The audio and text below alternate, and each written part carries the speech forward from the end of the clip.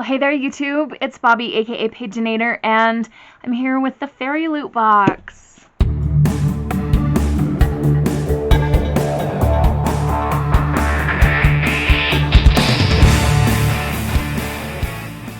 I was thinking, like, this is the first time in a while that the Fairyloot came before Owlcrate.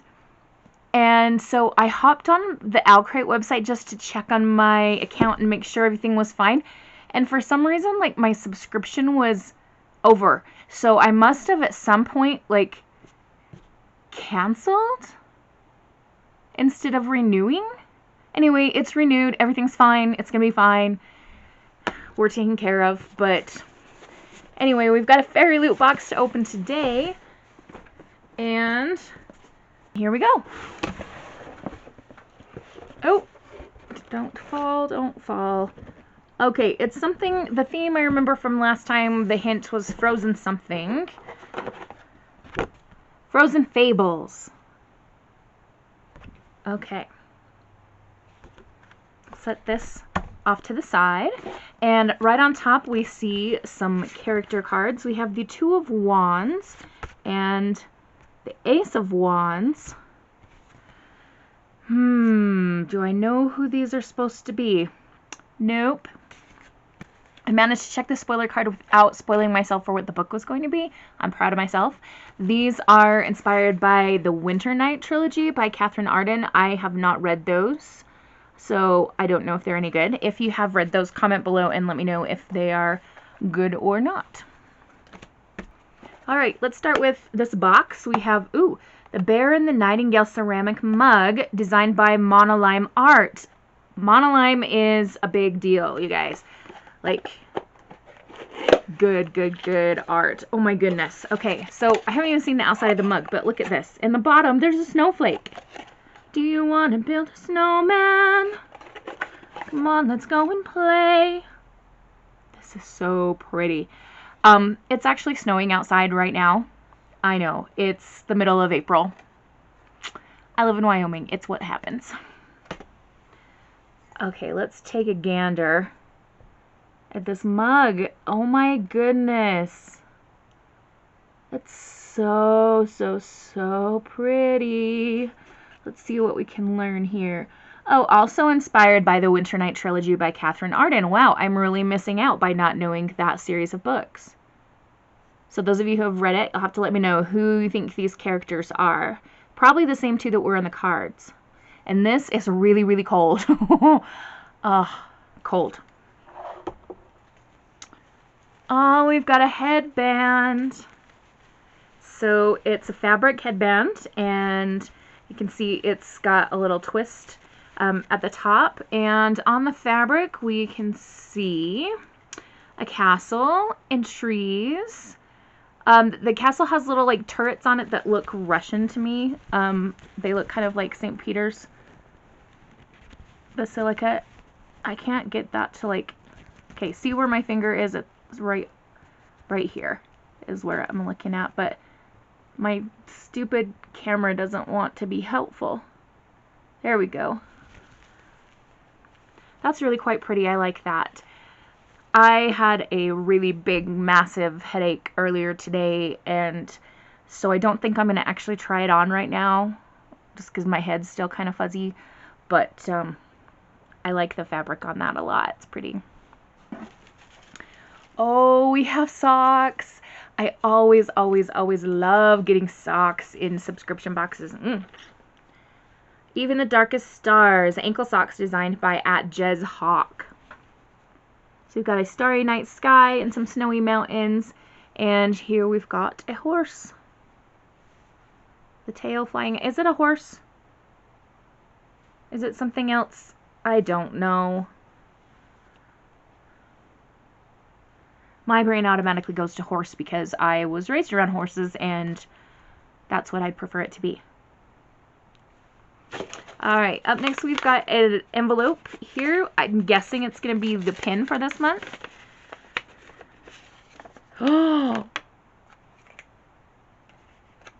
It's not a pin, but it's, wow. Okay, so this is a phone ring holder inspired by Winterwood by Shea Earnshaw. And it says, be your own light in the moon there. So you can stick this to your phone and then use the ring to hang on to it. Like if this was my phone, it'd be like this holding up my phone, or you can use it as a little stand kind of thing. My phone is in a case that already has a ring built into it, so I don't think this is something I can actually use, but if I didn't have that particular case, or if I wanted to swap out cases, I could put this on there. But it's really, really, really pretty, and also really cold because it's metal, and this box has been on the UPS truck all day long, and it's cold. I see something pretty. Oh, look at this. We've got a spiral notebook with silver foiling, like rose in a globe on the front, and then on the back we have a quote that says, "A candle unused is nothing but wax and wick. I would rather light the flame knowing it will go out than sit forever in darkness." And that quote is by S.J. Jones. Okay, I know that author's name. What did they write?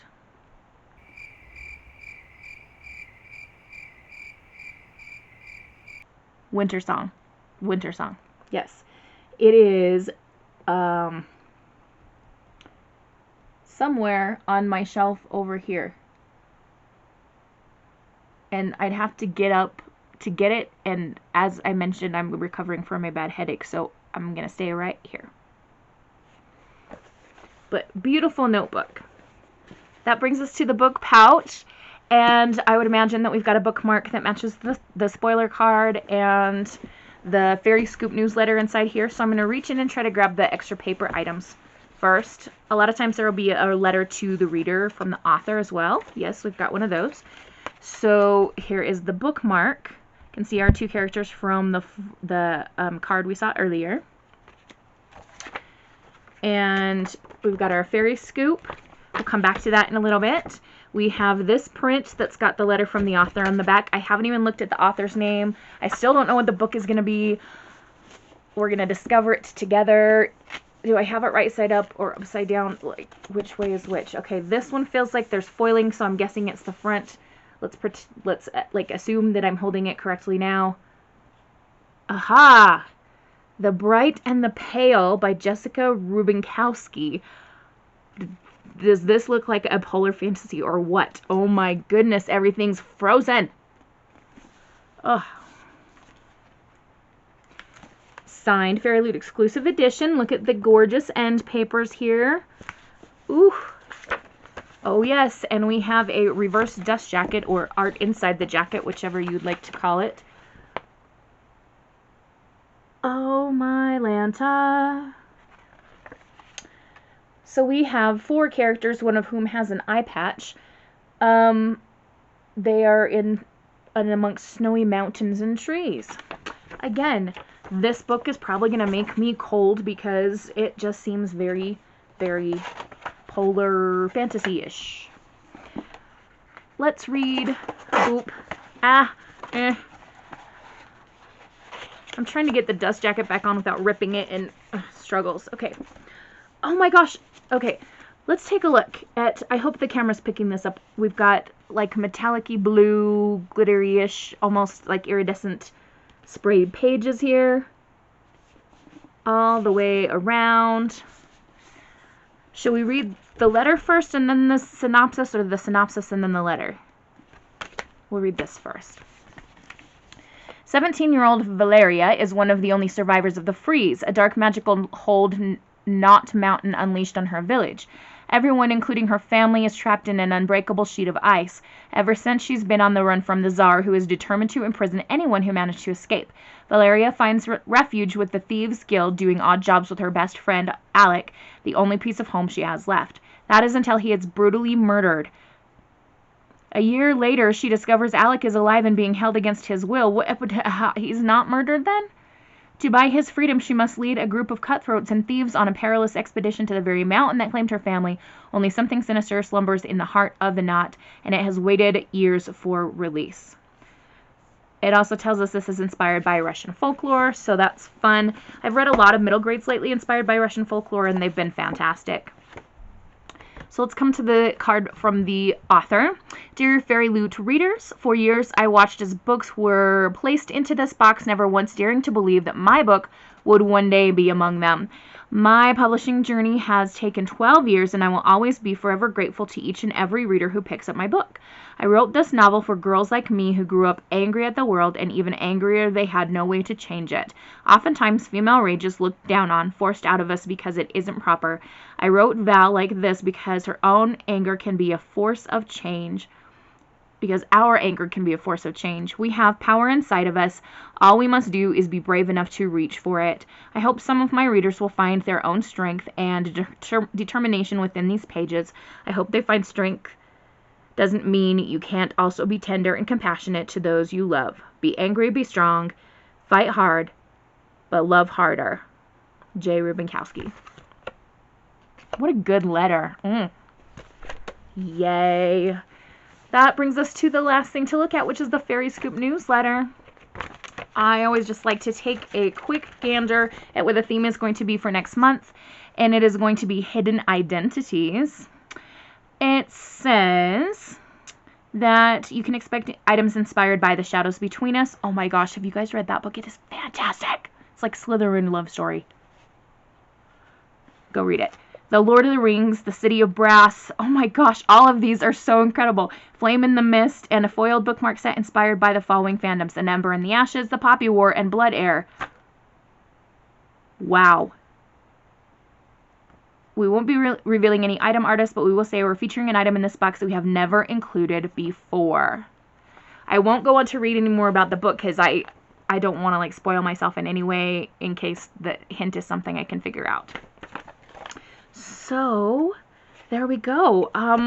What is my favorite item? If I ever get a pair of socks in a box, I'm always tempted to say that. But the ceramic mug is so gorgeous, and then also useful, beautiful notebook. I don't think I can choose a favorite this time around, you guys.